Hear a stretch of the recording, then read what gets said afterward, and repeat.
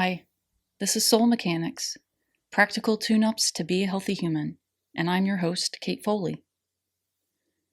I received my divorce decree in December of 2022. I might be one of the few people in this world who actually anticipated the arrival of a lawful end to broken vows. I joked with my family and friends that I was going to attach streamers and cans to my car and paint the back window with shaving cream that screams, "Just divorced." I saw this on a Curb Your Enthusiasm episode shortly after talking about it. Such a great idea. Even though my divorce was very much desired, on my part, it was still a death. There were multiple deaths in this divorce. Over time, I found myself grieving the loss of myself. Over the years, I had tolerated blatant disrespect, degradation, and manipulation too many times to count. I used to think of myself as a strong woman, and then I saw that same woman compromise her values and her desires just to minimize someone else's tantrums. I grieved the loss of 13 years of my life, the loss of a person who I thought I married. I grieved the area I left and my beautiful garden that I nurtured for years. I grieved the potential comforts of getting to know someone deeper over time. I grieved the notion that I chose a person who could demand so much from me and expect so little from himself. Mostly, I grieved and continue to grieve the diminishment of faith in my choices. I lost faith in myself. There were many surprises during and after the divorce. I think the biggest surprise is the image I see in the mirror and how that image is seen in society. When I entered into this previous relationship, I was 33 years old. I always looked young for my age, and people always remarked on it. When I was in my 20s and 30s, it irritated me because I felt like no one took me seriously in my very serious professions. When I was a grief counselor, I would often receive comments like, "Oh, you're a baby. What do you know about grief?" Or, "You're so young, you have so much life experience to gain." When in fact, I had experienced a tremendous amount of grief by the time I was in my late 20s. And that was one of the reasons why I'd chosen that path. That, for one, is a lesson in making assumptions about people. Don't assume because someone is young that they don't have life experience. This is becoming more true for our younger generations with each passing day. At the age of 40, I continued to receive comments on how young I looked. I was always surprised, but frankly, I took it for granted. I used to wonder why aging women went to such painful and expensive lengths just to prevent the signs of aging. I used to make comments like, "I'm going to age gracefully. I'm not going to worry about it so much. I'm going to just allow it to happen." Be careful what you announce to the world. I can still feel the ripples of my arrogance. Then the decline of my marriage began. I moved out of the house and into an apartment. My ex-husband's family began to call me and meddle, as they often did. I was unsure of my finances. I was alone. Life grew very uncomfortable. One day I looked at the skin on my hands while they were resting on my steering wheel. I saw the first signs. I will never forget that day. I couldn't believe what I saw. Dry, crepey, tenting skin. I reached for my hand cream and applied it liberally. That was like throwing a bottle cork into a volcano. What was I actually trying to accomplish? My focus was on my hands for about 2 years. And then, when I was in the middle of the actual divorce, I was moving an hour and a half away to a new house under construction, a new area, totally alone, trying to untangle myself from a volatile web of gaslighting and manipulation, all while keeping myself in balance for my passion, my work, my practice. One day, I saw it in the mirror, one day, sagging skin around my mouth, under my eyes, and on my neck. I looked at myself in astonishment and anger. I felt betrayed. I remember thinking, now? Now you're going to age? When you're sad, alone, broke, and terrified? Shortly after my derision in the mirror, I attended a refresher CPR class, which is required for my license every 2 years. It was a small class. It consisted of a male instructor, likely in his early 60s, me, and 2 women, probably in their mid-30s.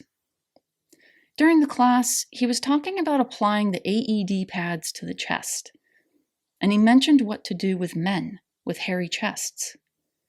He looked directly at the 2 women sitting next to each other at the table and said, "You 2 are probably too young to remember the 40-year-old virgin, but..."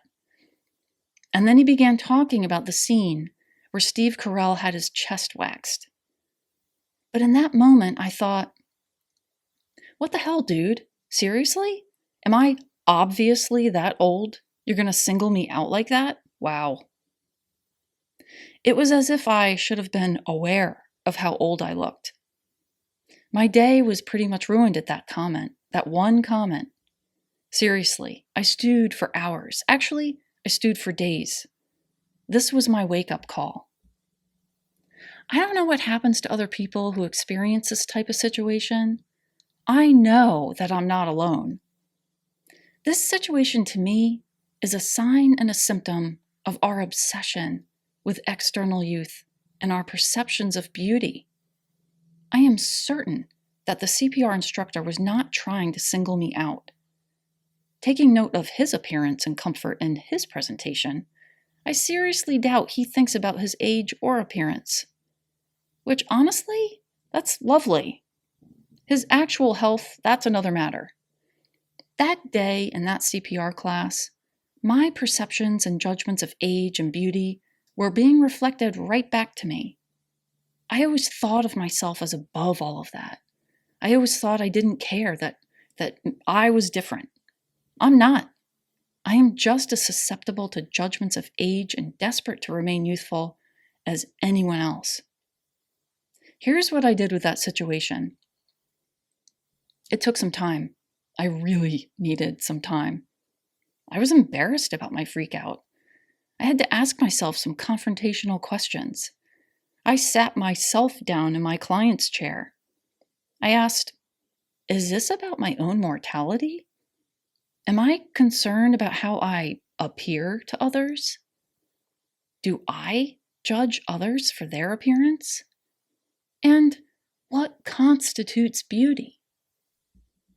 Then one day, I was talking to a cherished friend, and I told her about the CPR class and my reaction.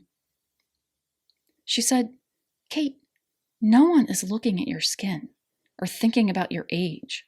Some people might, but those people aren't worth investing your energy. The people who are worth your time and energy are seeing and interacting with your essence, with the light that you bring to the world.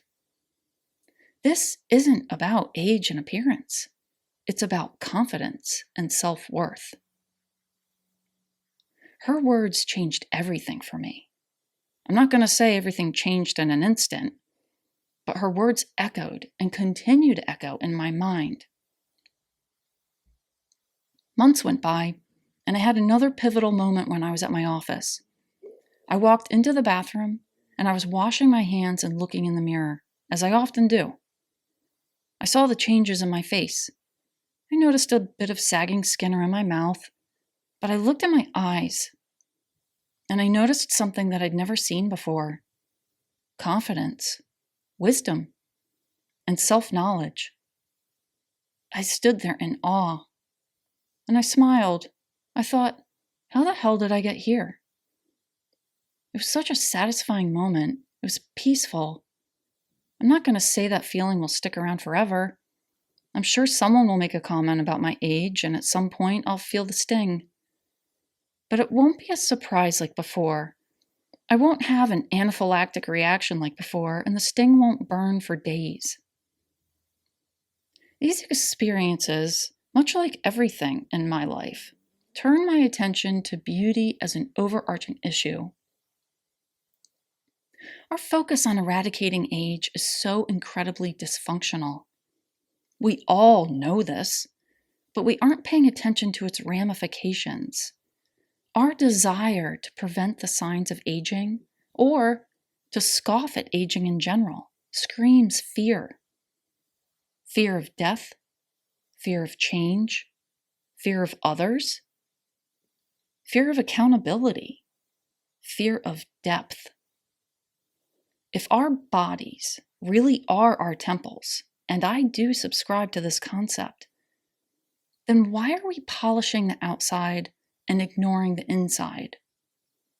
Only a beautiful shell of a human wants to visit a beautiful shell of a temple. It's not a temple if it's just ornate. It takes years and years of dedication, practice, and surrender just to build an altar. And only then does the relationship begin. Then you have years and years of building a relationship. Why aren't we focusing on this? True temples are only recognized by those who understand this very concept. Our attitudes toward aging are representative of our inability to build and sustain a sacred temple. It's a daily practice. And although creating a sacred temple in your body requires exercise, a balanced diet, and moderation, our attitudes and perceptions of ourselves and the world around us are vital. The purpose of the temple is for building faith in the unseen, in the Great Spirit, in the one consciousness, the mystery. We require this for our survival.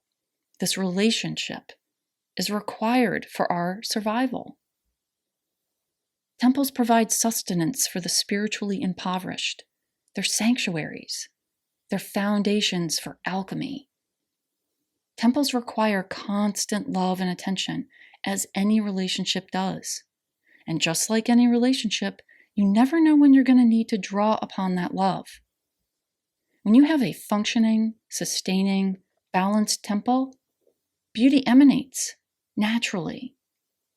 Beauty isn't the focus, though. The internal temple is the focus. When the internal temple is in focus, the world outside begins to look more vibrant. You begin to see other people's internal temples, and all those judgments fall away. Take a deep breath and dive into the ocean of your life. Are those waters turbulent? Are they dark? Are they deep? Is it frightening? Is it unpredictable?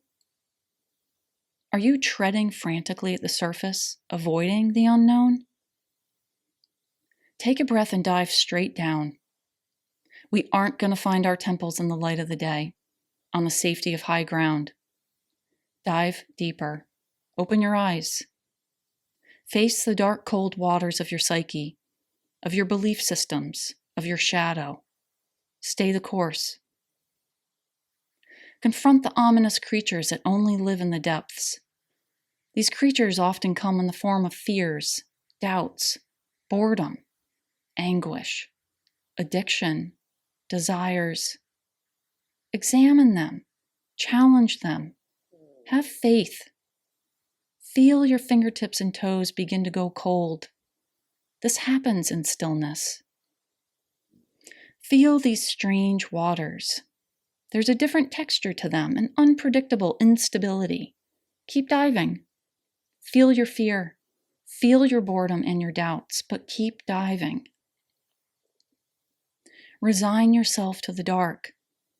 Remain focused and vigilant. We're looking for our temple, after all. As you coast along, you might feel cold, uncertain, scared. You might begin to wonder what you're even doing. Why do you feel so alone? Aren't temples supposed to be filled with people and food and music? Doubt starts to take over in these dark, cold waters. As you dive and the water becomes darker and your uncertainties become more familiar, and you've seen and explored the same frightening creatures over and over again, you aren't even sure that you're moving at all. At last, in the midst of all the stillness and discomfort, you arrive. but your temple looks nothing like what you expected. You'll know you've arrived when you realize there is no ornate building. There is no grand arrival with crowds of people celebrating you. There are no golden doors or glimmering boundaries. Your temple is your comfort in the dark waters, your familiarity with the ominous creatures, with letting go of the notion of holding your breath, with letting go of your concept of who you are. Your arrival happens when your eyes are soft, open, and relaxed, yet you see nothing but darkness. And you keep diving, elegantly poised, sinking deeper and deeper, stronger, more knowledgeable, moving at the pace of the current, and unstoppable. This is Kate Foley. Thank you for listening.